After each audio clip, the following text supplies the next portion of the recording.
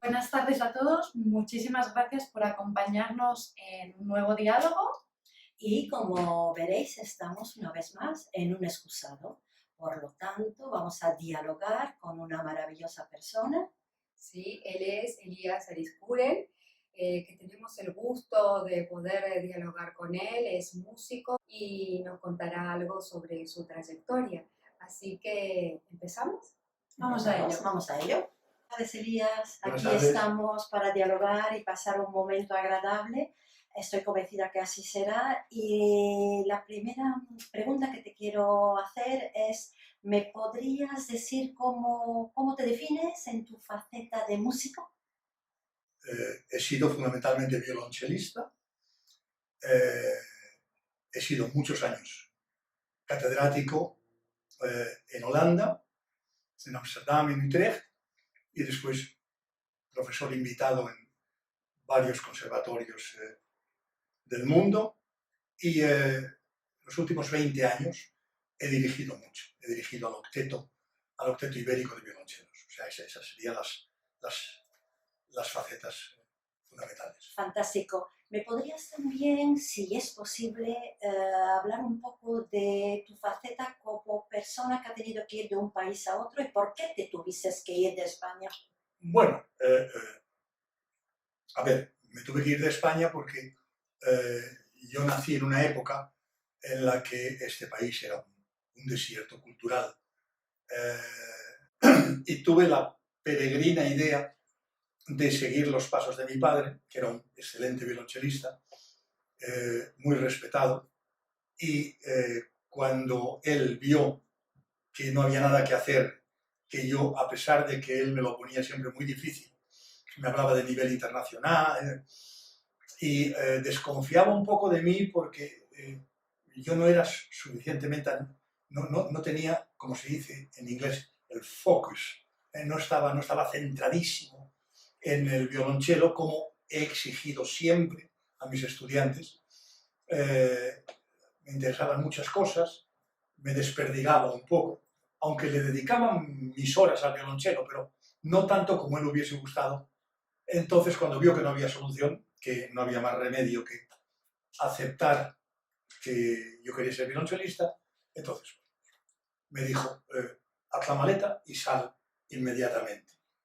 Y entonces me fui a Suiza, donde pasé 3 años, me licencié cum laude, como se decía en aquella época, no sé si se dice así ahora, y después de estar en Suiza, en Ginebra, me fui a Alemania, a la Alta Escuela de Música de Colonia.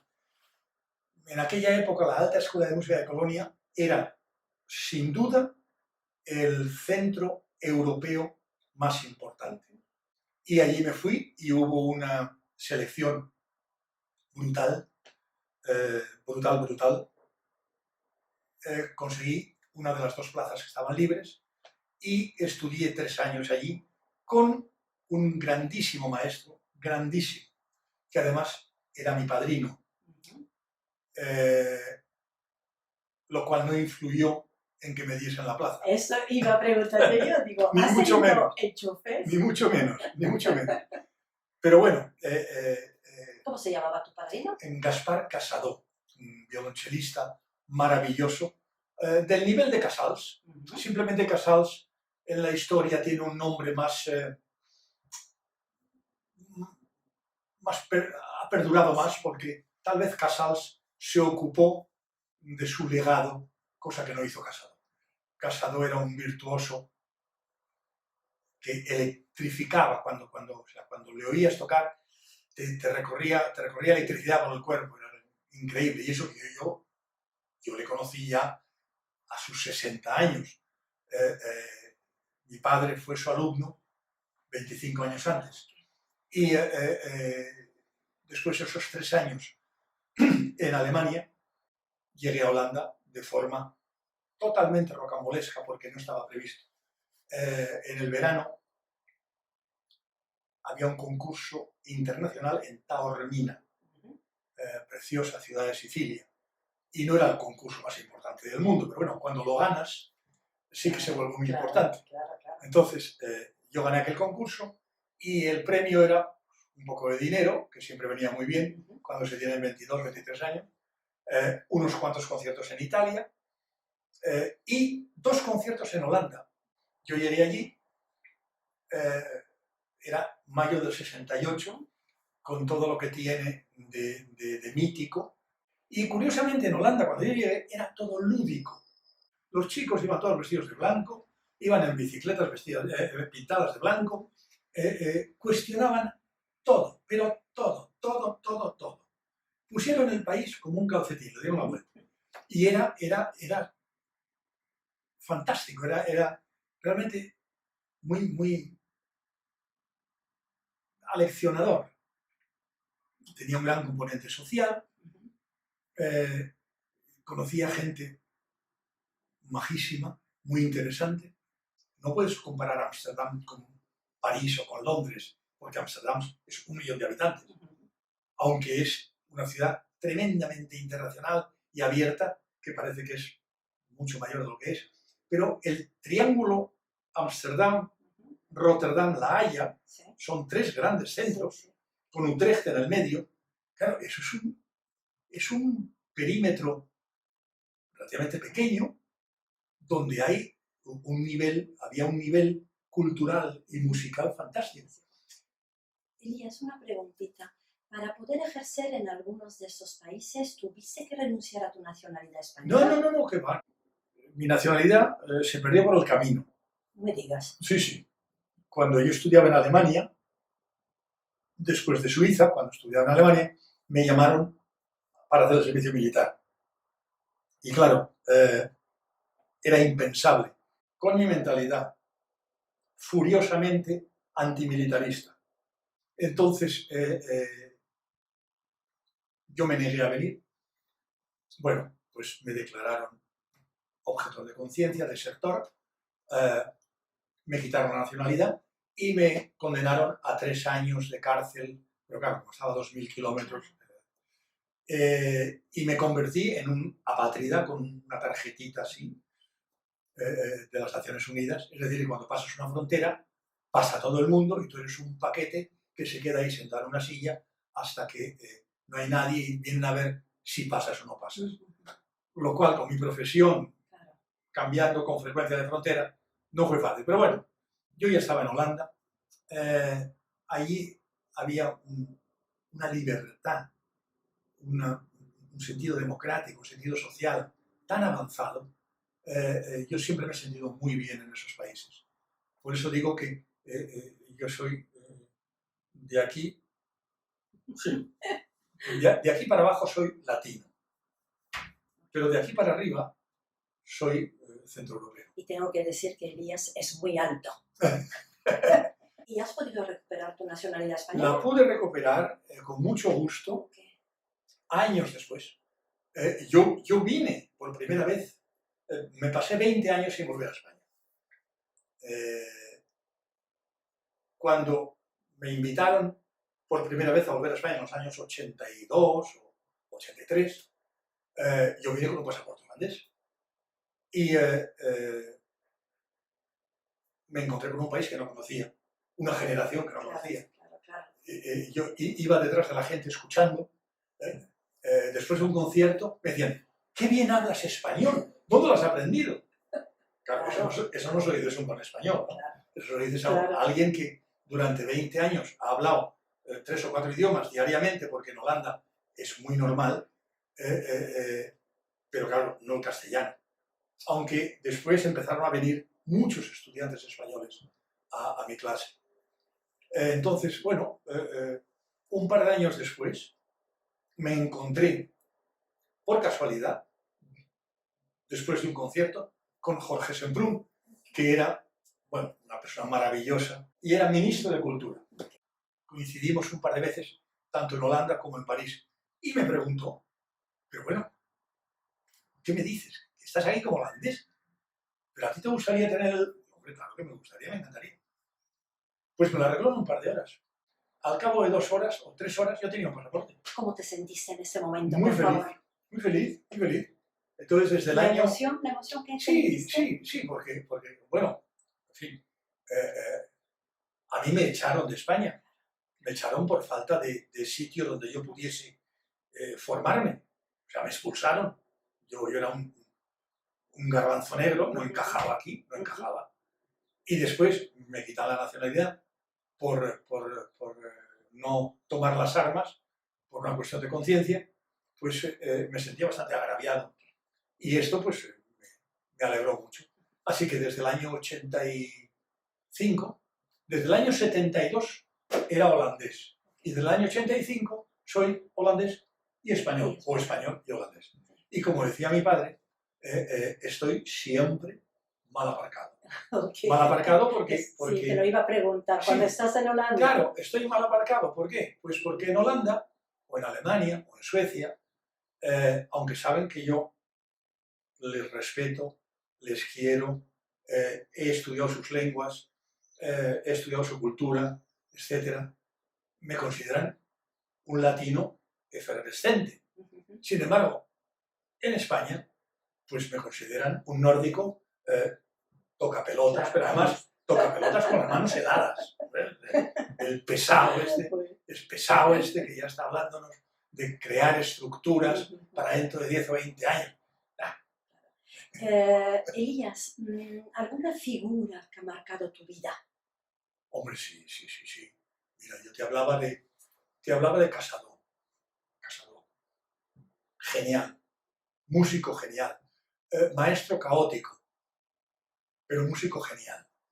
Maestro caótico porque como él tenía tal talento, casi no podía ponerse en la piel de alguien que tuviese menos. Pero músico genial.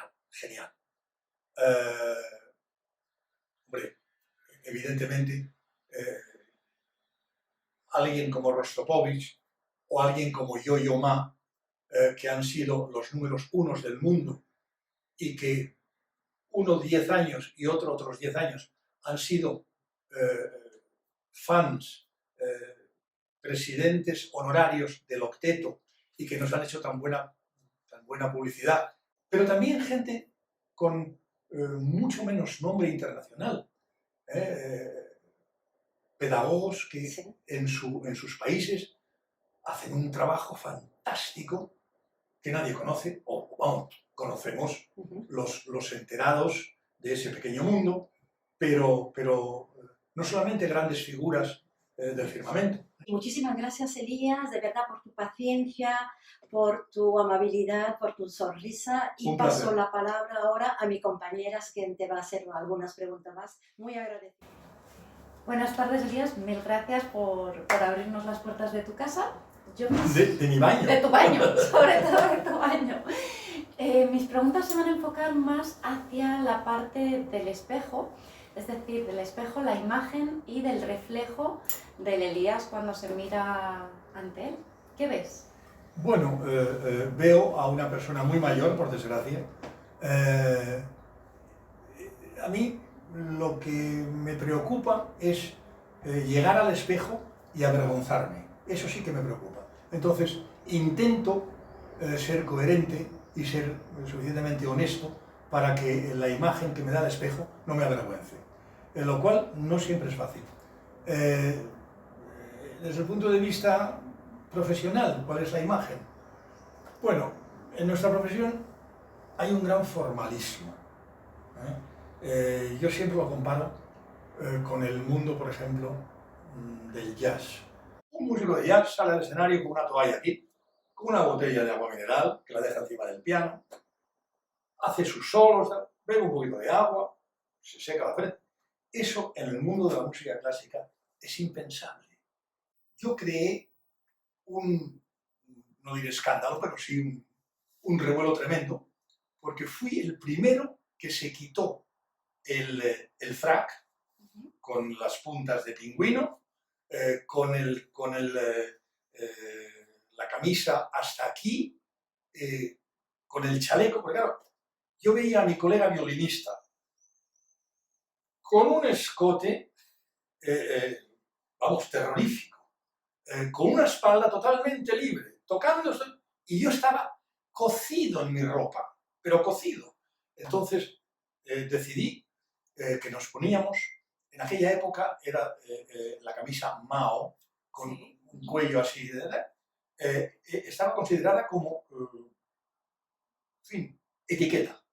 Podías ir sin corbata o sin pajarita, ¿verdad? Y entonces, pues unas camisas negras de seda, ¿verdad? Frescas. Bueno, aquello fue un escándalo en Holanda tremendo. 5 años después, prácticamente todo el mundo salía al escenario así. O sea que es una cuestión de hábito.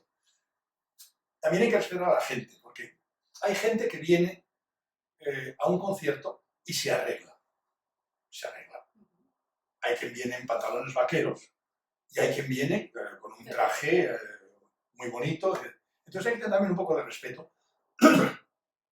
Una cosa que me falta en el mundo clásico son las luces. Tú fíjate lo listos que son los chicos del rock o del pop. Fíjate la que montan en un escenario con luces que parpadean, que cambian de color. La luz en un escenario de música clásica es la luz que hay en un quirófano, más o menos. Un quirófano. O sea, ¿cómo puedes tener la misma luz para tocar una sinfonía de Mozart o una sinfonía de Shostakovich? Es imposible, es otro mundo. Entonces, ahí debería haber algo. El problema es que los chicos del rock hacen esto porque ganan millones y millones. Porque en cuanto metes técnicos, luces, todo se encarece muchísimo. Y el mundo de la música clásica es un mundo muy marginal en el que no hay dinero para estas cosas.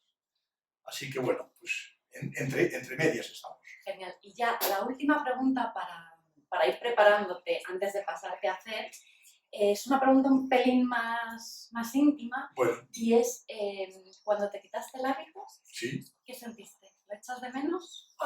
Bueno, vamos a ver. Curiosamente, yo tuve un accidente que casi me arranca el brazo derecho, un accidente tonto, y yo tenía 62 años. Me había dedicado desde los 15 en cuerpo y alma. Jamás he tenido un problema físico. No olvides que en nuestra profesión hay muchos músicos con problemas físicos, porque es una cosa muy dura. Exigimos muchísimo de ciertos músculos durante muchas horas. Y entonces hay que tener una constitución muy fuerte y también una escuela muy sana. Porque si alguien te pone las manos un poco mal en un violín o en un violonchelo, te ha matado, te ha matado. Eso es casi imposible de corregir. Bueno, en mi entorno, cuando yo hablé con varios cirujanos eminentes y me dijeron, mire, vamos a ver, si usted fuese baloncestista o otro deporte, estaría acabado. Nosotros podemos operarle y si sale todo muy bien, va a tener una reeducación o rehabilitación muy dura durante 6 meses y va a volver a un 70-75%. Uy, ahí yo ya dije, bueno, yo la operación me la trago, la rehabilitación también. Ahora, si a veces tengo dificultades con aceptar mi 100%, ¿cómo voy a aceptar el 75%? Y entonces dije, me paro. Pensé, y ahí me equivoqué, porque yo era catedrático en Holanda, pero era profesor invitado en muchos sitios. Por ejemplo, yo pasaba la primera semana del mes en Varsovia y la primera semana del mes siguiente en Praga. Varsovia, Praga, un mes cada uno, una semanita. Después era profesor invitado en Ginebra y en París también. O sea, tenía muchísima actividad docente. Y pensé, bueno, pues voy a continuar con esto. Se acabaron los conciertos, voy a continuar con esto. Pero claro, ¿qué ocurrió? Hombre, yo cuando tenía a un estudiante enfrente y a 15 o 30 escuchando, no hacía conciertos constantemente. Pero el ejemplo en nuestra profesión es fundamental. El ejemplo, tú puedes explicarlo maravillosamente con palabras, pero a veces ves en los ojos del estudiante que la cosa no está clara. Y entonces dices, mira, coges el cello o coges el violín, mira, lo que quiero decir es esto. Y haces un ejemplo de 30 segundos. Claro, yo la primera vez que hice así y no había violonchelo, me pegó un trayazo eléctrico en el brazo y digo, ay, esto me va a ocurrir con frecuencia. Así que decidí pararlo todo. Pero esta fue la razón por la cual yo me paré del mundo de conciertos. Fíjate, yo regalé al Conservatorio Superior de París toda mi biblioteca hace 12 años. Fueron maravillosos. Vinieron a buscarla, hicieron paquetes, la han digitalizado, han hecho realmente un trabajo fantástico. Ahora en París, no me preguntes por qué no Madrid o Barcelona, porque tendría que dar una respuesta Me la puedo imaginar. bastante ácida y no quiero. Lo pensé. Y antiguos alumnos españoles me dijeron, pero es que tú no vas a aprender nunca. Y entonces hice la donación a París. Bueno, pues me lo agradecieron, me escribieron, me dijeron, por favor, vente y dirige el concierto. No fui. Dejé que fuese mi exmujer, que se encargaba de todo durante años y que tenía las llaves de la biblioteca en Holanda. Así que rompí amablemente, pero totalmente. Grazie mille. Te voy a dejar Prego. en muy buenas manos con Fer. Así que nada, muchísimas Venga. gracias. Bueno, Elías, para mí es un placer de poder estar contigo y poder conocer un poquito más de toda tu trayectoria. Y me gustaría preguntarte cómo ha nacido el Octeto Ibérico. Pues mira, el Octeto Ibérico nació de la forma más rocambolesca. Yo dirigía muchísimos másters. Durante un par de semanas pones a trabajar a 15, 20, 30 estudiantes de diferentes países, les haces trabajar y sudar la gota gorda, y al final, dices, chicos, venga, ahora vamos a tocar las baquianas brasileras de Villalobos, porque el compositor brasileño Villalobos, sin que nadie se lo pidiese, no fue un encargo, escribió 2 obras preciosas que se llaman baquianas, es decir, homenaje a Bach, baquianas brasileiras. Una es con una soprano solista y 8 chelos, y otra es solamente los 8 chelos. Y claro, pues después de haber estado metiéndoles presión y haciéndoles sudar la gota gorda, de repente es un desfogue. Ahí tocas con gran entusiasmo, todo el mundo se lo pasa estupendamente, no siempre tocas bien. Pero bueno, es igual, es el final y ya está. Y bueno, en uno de los cursos, en la ciudad de Girona, en Gerona, después del curso, hicimos las baquianas. Y al día siguiente vinieron 2 estudiantes a verme. En el grupo había 4 o 5 españoles, 2 holandeses y un polaco, un checo, ¿no? Bien. Y vinieron a verme y dijeron, don Elías, queremos continuar el octeto. Y yo dije, pues estupendo, adelante.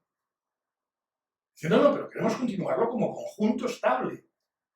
Digo, a ver, un momento. ¿Conjunto estable?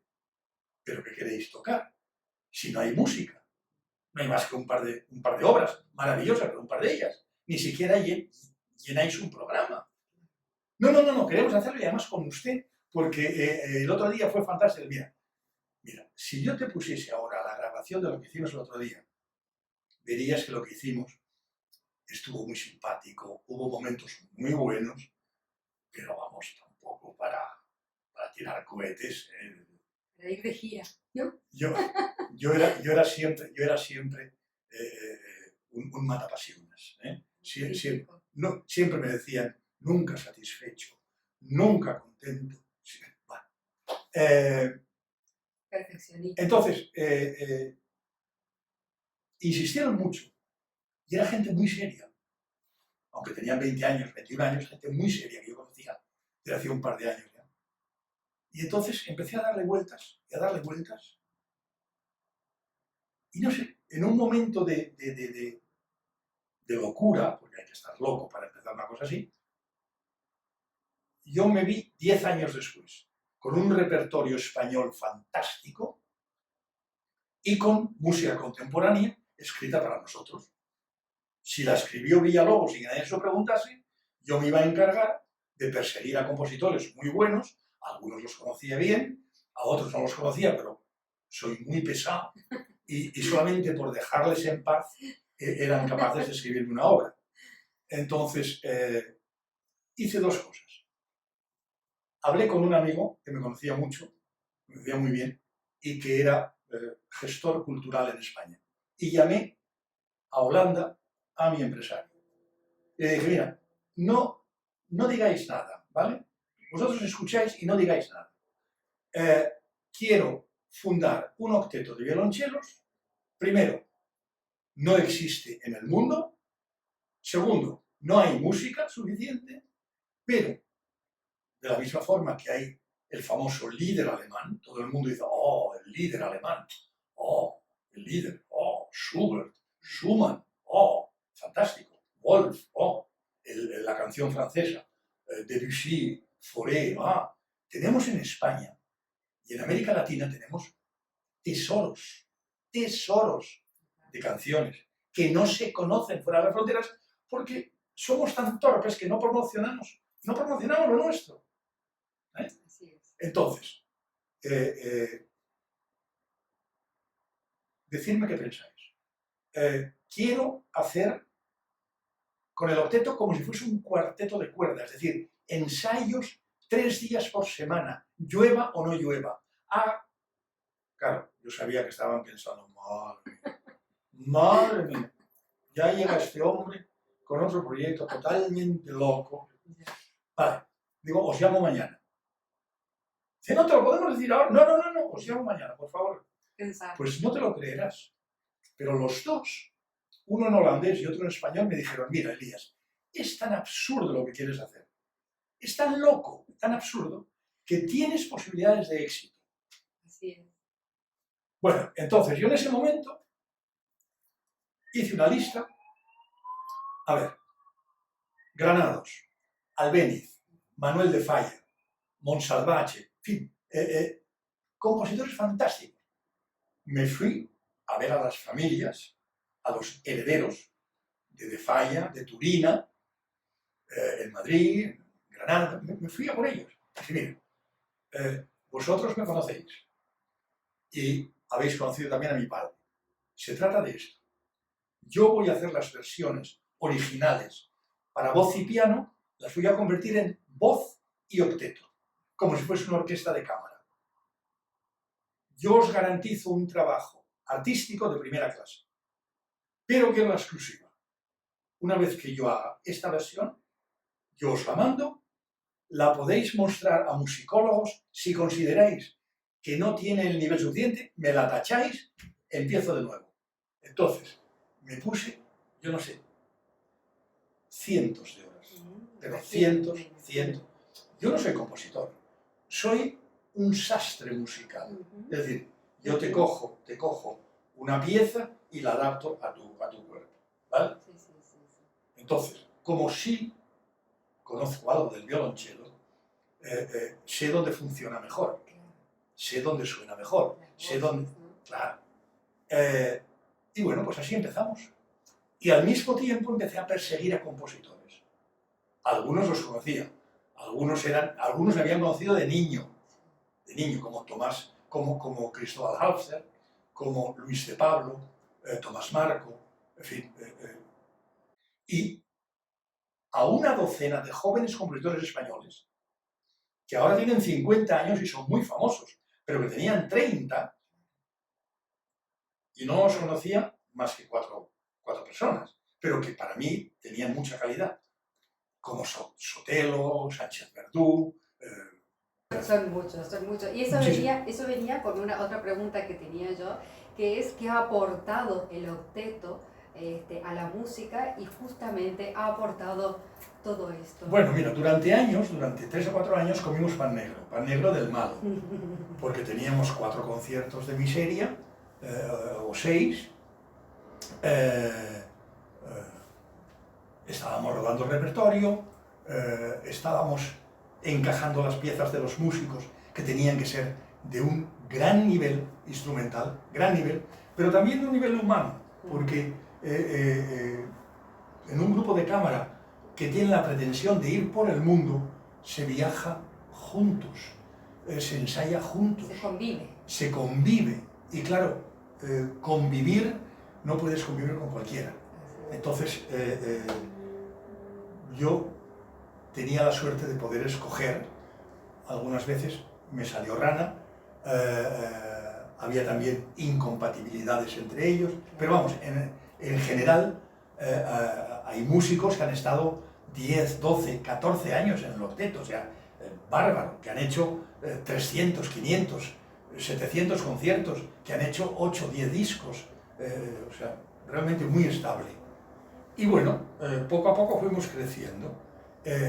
Perseguía compositores, además yo no me conformaba con poco. Iba a hablar con el señor Philip Glass, o con el señor Terry Riley, o con el señor Berio, o con el señor Xenakis. Claro, eran todos ya compositores que estaban en todos los diccionarios de la música del siglo XX. ¿Comprendes? Y vete tú a decir a un señor que tiene encargos de óperas que pueden hacerle un cheque con muchos ceros, o de grandes orquestas, que de repente haga un paréntesis de 6 semanas para escribir a un conjunto que octeto de violonchelos, pero ¿cómo? Sí, maestro, octeto de violonchelos, pero eso existe. Sí, bueno, existimos. No existía, pero ahora sí. Es que no había historia. Claro. Entonces tuvimos una suerte muy grande en que los 2 números 1 en el mundo nos tomaron cariño y hablaron muy bien de nosotros. Durante 10 años fue Rostropovich. Rostropovich nos hizo muy buena prensa. Y después... Yo-Yo también, ¿no? Yo-Yo Ma, que en una televisión, yo no lo sabía, me mandaron el corte, dijo que yo era un visionario, que estaba creando algo increíble, y que cuando él iba a Tokio, o a Sao Paulo, o a Moscú, le preguntaban por el octeto ibérico. Y Yo-Yo Ma fue nuestro presidente honorario durante 10 años. Hombre, claro, si esta gente avala tu trayectoria, las cosas ya... Ese reconocimiento vale. Exacto. Entonces, bueno, pues mira, ¿qué te voy a decir?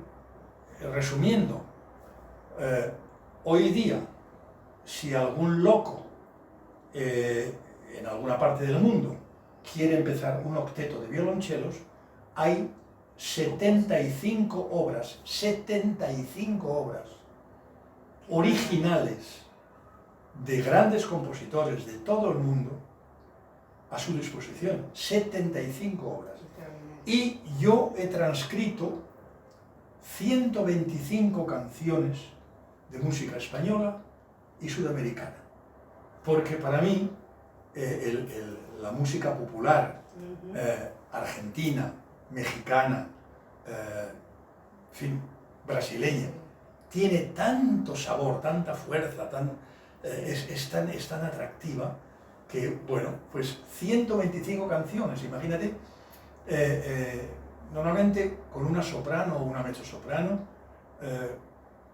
en un concierto estándar, cantaba 3 bloques de 5, o sea, 15, más 2 bises, 17, 125. Fíjate cuántos programas diferentes. Por eso hicimos un disco dedicado a Brasil, un disco dedicado a Argentina, y tenía otro dedicado a México, que no lo hice porque ya me marché y ya estaba. Entonces, esta es la aportación del octeto, si quieres, en el legado, ¿no? El legado del Conservatorio de París, en la fonoteca y en la biblioteca hay 75 obras originales de los más grandes compositores. Bueno, encantada, muchísimas Un placer. gracias por todo lo que nos ha contado y bueno, yo creo que ahora vendrán las chicas. Bueno, Elías, ahora te vamos a pasar la batuta para que nos hagas que nos conozcan un poquito más. Entonces, según tu criterio, Ujú. si tuvieras que asignarnos un tipo de melodía a cada una de nosotras, Ujú. o estilo de música, lo que tú prefieras, ¿cuál nos darías? Bueno, pues mira, para ti, conociendo tus tendencias italianas, te daría a Verdi. Muy bien. A ti a Piazzolla, la Argentina. Claro. Una milonga de Una Piazzolla. milonga. Una milonga. Y a ti, pues, voy a dejarte con Manuel de Falla. Muy bien. Ahí está. Me encanta también. Bueno, pues muchísimas gracias, Elías. Muchísimas gracias a todos por acompañarnos en Un este placer. nuevo diálogo Un placer. y nos vemos dentro de poco. Vale. Muchas Gracias, gracias. Elías. Gracias por todo, Gracias, Elías. Gracias.